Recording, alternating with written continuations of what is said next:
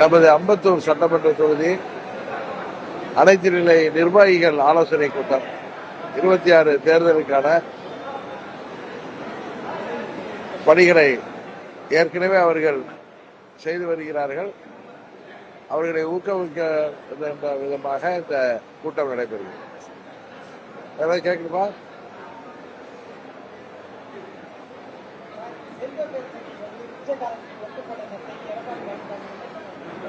யாரு?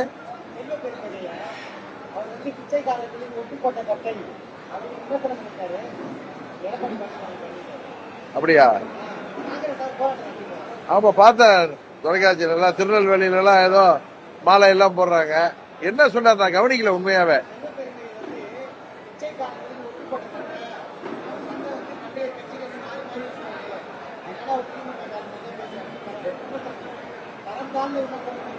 ஒரு கட்சியின் தலைவரா இருக்காரு, இன்னொரு அரசியல் தலைவரை, இன்னொரு கட்சியின் தலைவரை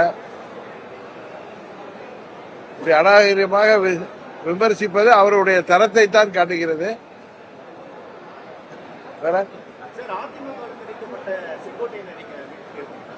இல்லைங்க, நான் தொலைக்காட்சியில தாங்க பார்த்தேன். அவர் என்னை சந்தித்ததா நேற்று தொலைக்காட்சியில தான் பார்த்தேன். அதான் அவர் மறுப்பு கொடுத்திருக்காரு. சந்திக்கல.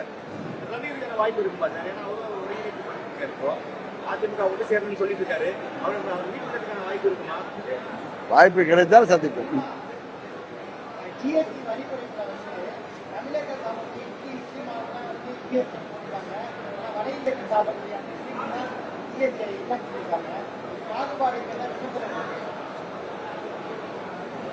தமிழர்கள்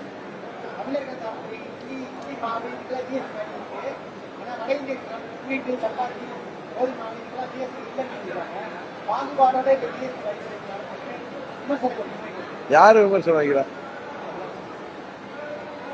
பொதுவாக ஜிஎஸ்டி வரியை குறைந்திருக்கிறார்கள், எல்லோரும் வரவேற்கிறார்கள். அப்படிதான் நான் பாக்குறேன். தமிழக அரசு கலைமாமணி அதாவது அந்த முன்னெடுக்கிற கேகேசி பாலுவுக்கு அறிவிக்கப்பட்ட கலைமாமணி திரும்ப பெறுன்னு சொல்லிட்டு விசிக சார்பாக, ஏன்னா அவங்க அந்த சாதி ரீதியாக அவங்க கொண்டு போறாங்க, ஒரே சாதியில திருமணம் பண்ண போறோம் அப்படின்ற மாதிரி சொல்லியிருக்காங்க. அரசு அறிவித்த கலைமாமணியை திரும்ப பெறணும்னு சொல்லி ஒரு கோரிக்கை.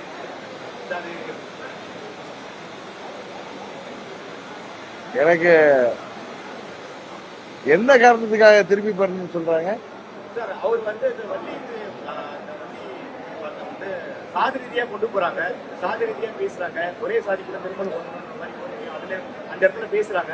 அப்படி பேசுறவங்களுக்கு அரசு கலைமாமணி விருது அறிவிச்சிருக்காங்க, அதை திரும்ப பெறணும் அப்படின்னு சொல்லி கோரிக்கையை சொல்லியிருக்காங்க. பேசிக்கா மத்திய அரசு சொல்லியிருக்காரு, முதலீட பேசியிருக்காரு. அது எப்படி பாக்குறீங்க சார்? சாதி ரீதியா ஒரு விருதை திரும்ப பெறணும்னு சொல்லியிருக்காங்க. எனக்கு அதை பற்றி ஒன்றும் நான் சரியா தெரிஞ்சுக்கிட்டு கருத்து சொல்றேன். ஏன்னா அதை நான் கவனிக்கல. என்ன திரு வன்னியரசு குற்றச்சாட்டு வைக்கிறார்? ஏன்னா அரசாங்கம் ஒருவருக்கு கலைமாமணி விருது வழங்குறப்ப எல்லாவற்றையும் பார்த்துதான் வழங்குவாங்க. இருந்தாலும் என்னன்னு தெரிஞ்சுட்டு சொல்றேன். உண்மையாவே எனக்கு தெரியல அது எதுக்காக அவர் திரும்ப பெறணும்னு சொல்றாரு அப்படிங்கிறது உண்மையாவே எனக்கு தெரியல.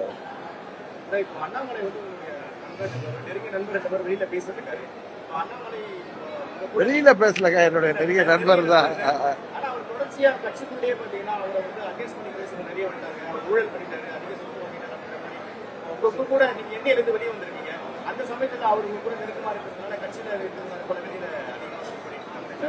இல்ல நண்பர் அண்ணாமலை தமிழ்நாடு பாரதிய ஜனதா கட்சி தலைவராக இருந்த பொழுது அவருடைய செயல்பாடு எல்லோரும் பாராட்டத்தக்க அளவில் இருந்தது என்பது உண்மை.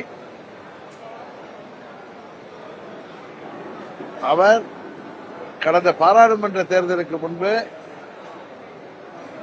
எங்களோடு அரசியல் ரீதியாக பழகினாலும் பழகுவதற்கு நட்புக்கு ஒரு சிறந்த நண்பர். அவர் அம்மா மக்கள் முன்னேற்ற கழகம் தேசிய ஜனநாயக கூட்டணியில இணைந்ததற்கு அவர்தான் அவருடைய செயல்பாடுகளும் அவருடைய தன்மையும் தான் காரணம்.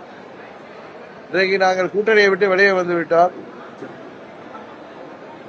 வேண்டுமென்றே சிலர் எங்களை அவர் தூண்டி விடுகிறார் என்றெல்லாம் தவறான கருத்துக்களை பரப்புகிறார். இன்னொருவர் தூண்டி விட வேண்டிய அவசியமோ, இன்னொருவர் தூண்டி விட்டுதான் நாங்கள் செயல்பட வேண்டிய நிலையோ எங்களுக்கு கிடையாது. அவர் மீது சொல்லப்படுகின்ற குற்றச்சாட்டுகளுக்கெல்லாம் அவர் அதுக்கெல்லாம் பதில் சொல்லிட்டார். அதே நேரத்தில் இதையெல்லாம் கடந்து அவர் தனது செயல்பாடுகளால் உயர்ந்த நிலைக்கு வருவார் என்ற நம்பிக்கை எனக்கு இருக்கிறது.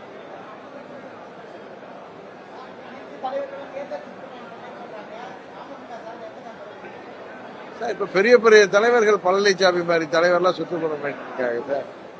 நாங்கெல்லாம் ஜனவரிக்கு அப்புறம் தான் சார் சுற்றுப்போம்.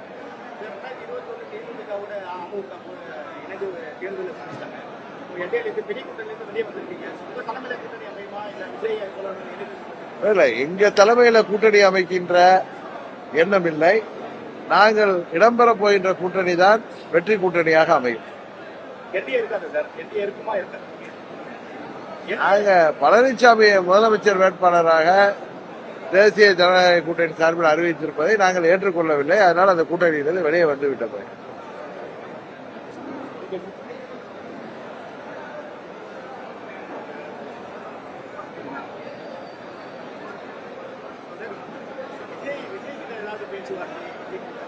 சார், நான் ஊடகங்கள்ல தான் சார் பாக்குறேன். எப்படி நேற்று செங்கோட்டையன் என்னை சந்தித்தாருன்னு செய்தியை நானே பார்த்தேனோ, அது மாதிரி அன்றைக்கு தொலைக்காட்சிகள்ல தாவேகால இருந்து உள்ள நிர்வாகிகளோட அமமுக நிர்வாகிகள்லாம் பேச்சுவார்த்தை நடத்துறாருன்னு சில தொலைக்காட்சிகள்ல செய்தி பார்த்தேன். அதெல்லாம் உண்மை இல்லை. நாங்கள் எங்கள் கூட்டணியை பற்றி டிசம்பர் மாதத்துல உங்களுக்கு தெளிவாக அறிவித்தோம்.